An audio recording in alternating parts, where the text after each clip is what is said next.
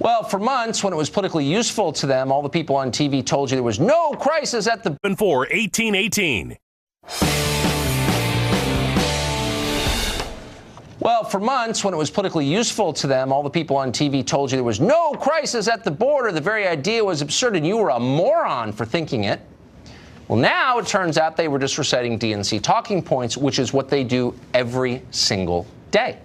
So what is actually going on at the border? Buck Sexton was there just a short time ago. He's a former CIA analyst, now with The Hill, and he joins us tonight. Buck, I'm starting to suspect that everything I'm hearing about immigration from the other side is a lie, that there's no good faith at all, that all of it is propaganda. Is that fair? It's a long series of lies. Walls don't work. We finally figured out, I think, as a country, that's not true. There's no crisis at the border. That's not true. The caravans will never make it to the border. That's not true. Lie after lie after lie that the media has told. But now that we have new data, it's impossible for them to continue to pretend it's not a crisis. So they say it's only a humanitarian crisis. It's actually multiple crises. There is a humanitarian component, no question about it, but that also ties into the national security component, because now the cartels make sure that when there's a large group that surrenders at the border in one area, guess what? They run the drugs in a sector that they now know has all the Border Patrol agents tied down. So it directly ties into fentanyl. Methamphetamine, by the way, DEA says maybe at the highest usage ever right now in this country. People even talk about meth usage because the opioid crisis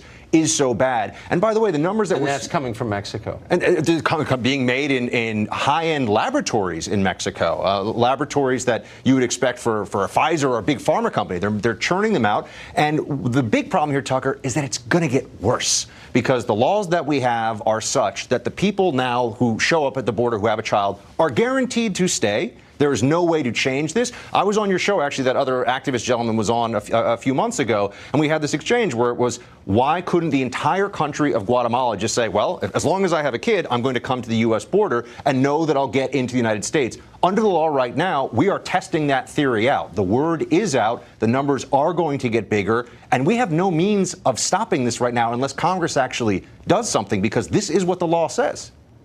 And if you complain about it, you're a bigot. Would any other country put up with this? Absolutely not. And this is what you really see, and I think this also came up in your last segment, is the Democratic Party is not opposed to illegal immigration. I mean, I think that's pretty blatantly. Well, they're not for America. They're actively against America. I mean, I don't think there's any other. I'm a charitable person.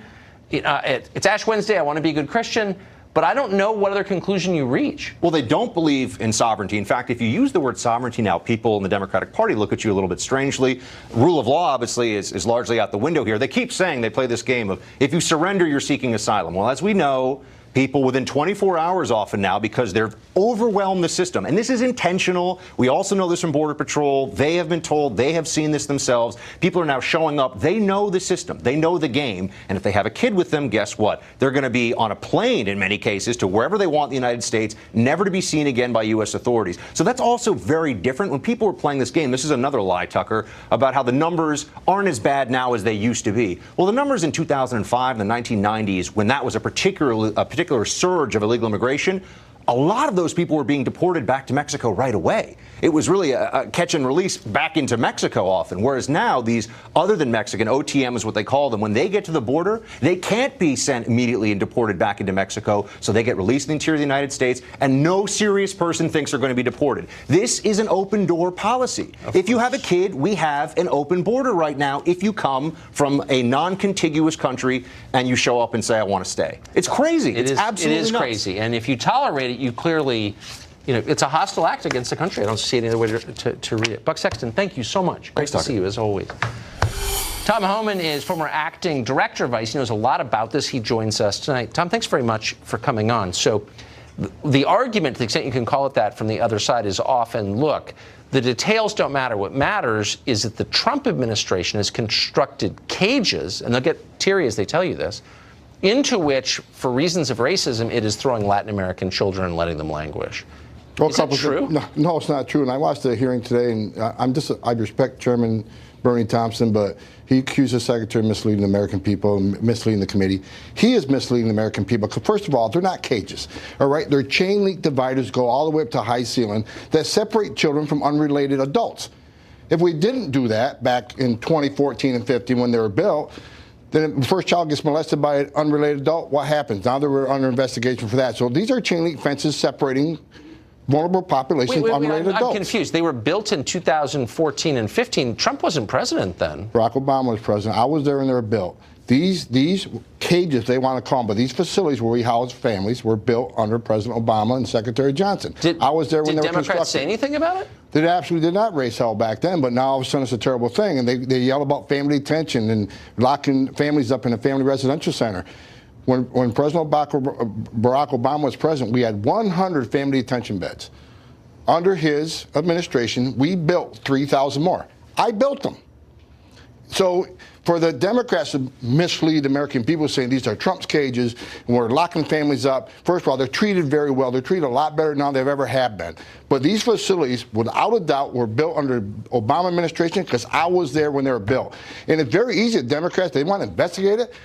FOIA the acquisitions paperwork. FOIA when these facilities were built. It's clear when they were built, 2014, 2015. Well, why does no? I mean, Democrats obviously have their own motives for not saying that. They're a political party.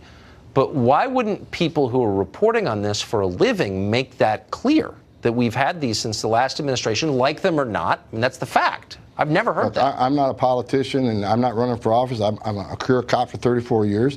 I just can state facts. But as a citizen, the media is anti-Trump. Look, I think the story is 90% of stories are anti-Trump. The Democrats, they know the border's out of control. Anybody who doesn't recognize that is just ignoring the facts. But their hatred for Trump is more important than their responsibility to protect our nation, protect our borders. That's just a stone cold fact, and it's unfortunate. I've never seen anything like this in my 34 years of doing this job. It's incredible. Quickly, drill down on that. What do you mean you've never seen anything like this? I've never seen our representatives elected by the people to defend this nation to ignore the very sovereignty of this nation. This is not a nation without borders. It's not only about enforcing laws that they enacted. ICE and Border Patrol is doing nothing. They're not making any of this stuff up. They're enforcing laws that Congress enacted, but Congress will rather vilify the men and women of ICE for enforcing their laws and then making changes in the law if they don't like them. I've worked for 6 presidents, starting with Ronald Reagan. I respect every president I work for because I respect the office of the presidency. Yes. That is no longer around.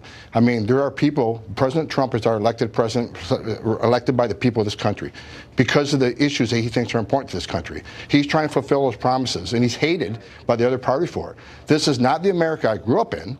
It's certainly not the America that we should be in, and I'm hoping we finally got a president who believes in getting that America back, that you don't kneel for the national anthem. You serve your country, and you serve it proudly, and in my 34 years, I've never seen anything like it. When I watched the hearing today, it was theater. It's not getting to the facts of family detention and zero tolerance and family separation and the issues they want to bury today. This was theater. This is theater. They don't care, and it must be extremely frustrating as someone who spent his life working on this. Tom Homan, thank you very much for that. Appreciate it.